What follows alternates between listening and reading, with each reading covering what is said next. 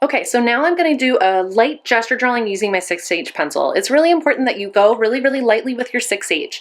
I'm going to arrange the flower using the golden spiral with the vase, okay, like this. So this is going to be on my focal point on the inside of the spiral, and it's going to spiral out this way, coming around here, and then down there, making sure that that's framed really nicely on my paper.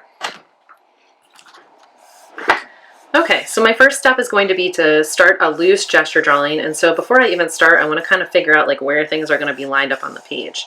And so I know that I want my daffodil kind of like in here.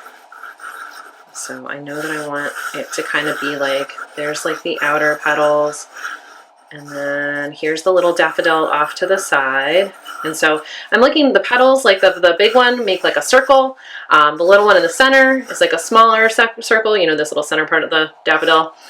Okay, and then this is almost like the outer petals almost kind of create like an ellipse. And then this is almost like a cylinder over to the side here, this little part. So I'm really thinking about basic shapes, like what basic like shapes, forms are in this still life. Okay, and then the ellipse at the top of the jar, I don't see that whole thing, but I'm going to draw it kind of like I can just for this gesture. And then I'm going to draw kind of the neck of the jar really quick and loosely, looking at the form of the jar, just kind of like a cube, an elongated cube. And then I'm going to go ahead and kind of start to get that in there. Okay, so now that I have that blocked out in like basic shapes, I'm gonna, you know, check my proportions. This jar definitely needs to get longer and skinnier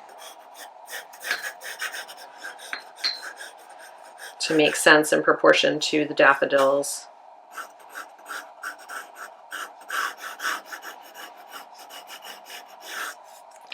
And then I'm gonna go in with a more detailed contour drawing.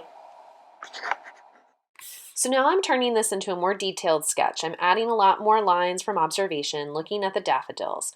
As I'm adding lines and details, I don't want to get too detailed because I am going to be placing most of the detail in with a value. Values are going to create edges where dark values butt against light values. That's going to create edges and detail in this drawing. So the lines are really just guidelines as to where values will be placed. Okay, a light sketch where you can differentiate where values will be placed.